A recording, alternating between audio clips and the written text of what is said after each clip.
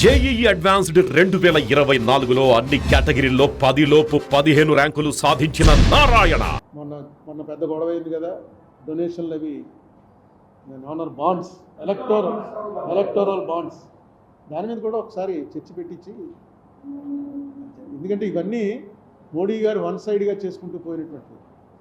Next Modi గారికి ఒక్కళ్ళకే వచ్చింది కాదు, మోడీ గారు ఒక్కళ్ళకే డబ్బులు ఇస్తే ప్రధానమంత్రిని మనం ఎంబ్రాస్ చేయడం ఎందుకు, ఇప్పుడు ఆయన హ్యూమిలియేషన్లో పెట్టడం ఎందుకని చెప్పి అనుకోవచ్చు. మీ పార్టీకి వచ్చింది, వైసీపీకి వచ్చింది, మన జనసేన పార్టీకి వచ్చింది, అన్ని పార్టీలకి వచ్చాయి ఎక్సెప్ట్ కమ్యూనిస్టులు యాక్సెప్ట్ చేయలే. అన్ని పార్టీలకి కూడా ఇచ్చారు. ఇచ్చిన దాని మీద అసలు ఏంటి, దీని వెనకాల ఉన్నది, ఎలా ఇచ్చారు, ఏ మనీ ఇచ్చారు, ఎక్కడి నుంచి ఇచ్చారు, వాళ్ళకి జరిగిన ఉపకారాలు ఏంటి, ఎందువల్ల ఇలా జరిగింది, ఇది అసలు కరెక్ట్ అనే అంటున్నాడు ఆయన. మోడీ గారు ఇప్పుడు కూడా ఏమన్నాడు, మొన్న ఎలక్షన్ మీటింగ్లో కూడా ఆయన కృష్ణుడితో పోల్చుకుంటూ చెప్పాడు, చూడండి ఎంత దారుణం అయిపోయిందో, కుచేలుడి దగ్గర అటుకులు తీసుకున్నందుకు కృష్ణుడి మీద ఎంక్వైరీ చేసే పరిస్థితులు వచ్చాయి ఈ దేశంలోనూ. అంటే ఈ డబ్బులు ఇచ్చిన వాళ్ళందరూ కూడా కుచేలులు, మోడీ గారు కృష్ణుడు, వాళ్ళ దగ్గర ఇదే ఏదో అటుకులు తీసుకుని తింటే దాని మీద కూడా ఎంక్వైరీలు వేయించి, కమిషన్లు వేయించి కోర్టులకు ఎక్కుతున్నారు, చూడండి ఎంత అన్యాయమో అని చెప్పాడు ఆయన. అది నిజమా? అది ఎంత తెలుసుకోవడం కోసం, ఎందుకంటే ఈవేళ ఫస్ట్ టైము ఈ పరిస్థితి వచ్చింది. అంతకుముందు వాజ్పేయి గారి టైంలో చంద్రబాబు నాయుడు గారికి ఈ పరిస్థితి వచ్చినా ఈ ఎక్స్పీరియన్స్ లేదు. నెక్స్ట్ వాజ్పేయి గారు ఈ మనిషిలా కాదు, ఈ గవర్నమెంట్లా కాదు, వాజ్పేయి గారికి మోడీ గారికి చాలా తేడా ఉంది. సో ఇప్పుడు మోడీ అనేటువంటి ఒక పెద్ద ఏనుక్కి అంకుశం పట్టుకునేటువంటి అవకాశం చంద్రబాబు నాయుడుకి వచ్చింది.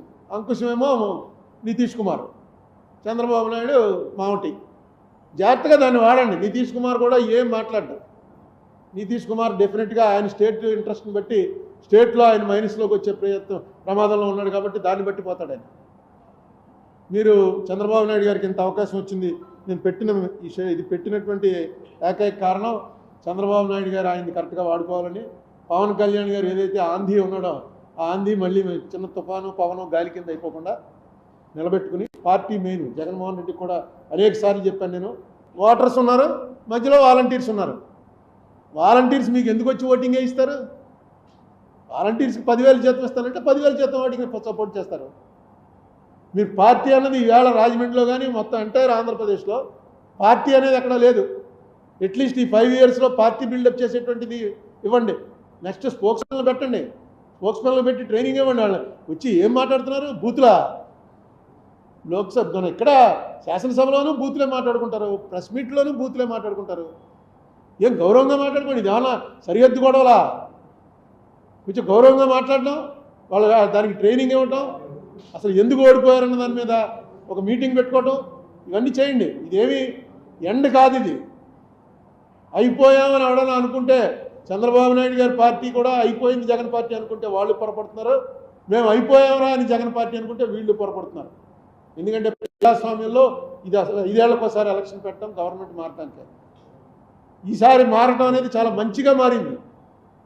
ఎందుకు కారణం ఏంటంటే అక్కడ బీజేపీ అనేటువంటి కేంద్రం ఏదైతే మన సవత్తల్లి ప్రేమ చూపిస్తుందో కరెక్ట్గా కంట్రోల్ చేయడానికి డెఫినెట్గా జగన్ కన్నా చంద్రబాబు నాయుడు గారు బెటర్ వచ్చాడు. దీని మీద పెద్ద నిరుత్సాహపడిపోకలా, ఇంకా అటాక్లు జరుగుతున్నాయి. లీగల్గా వెళ్ళండి, లీగల్గా ఎక్కడైతే కొడుతున్నారో అన్ని వీడియోలన్నీ టీవీలో చూపించడం కాదు, కోర్టులో పెట్టండి. కోర్టులు ఉన్నాయి, ఇంకా కోర్టులో న్యాయం జరుగుతుంది ఖచ్చితంగా. సుమన్ టీవీలో మీ పర్సనల్ అండ్ బిజినెస్ ప్రమోషన్స్ కోసం కింది నెంబర్కి కాంటాక్ట్ చేయండి.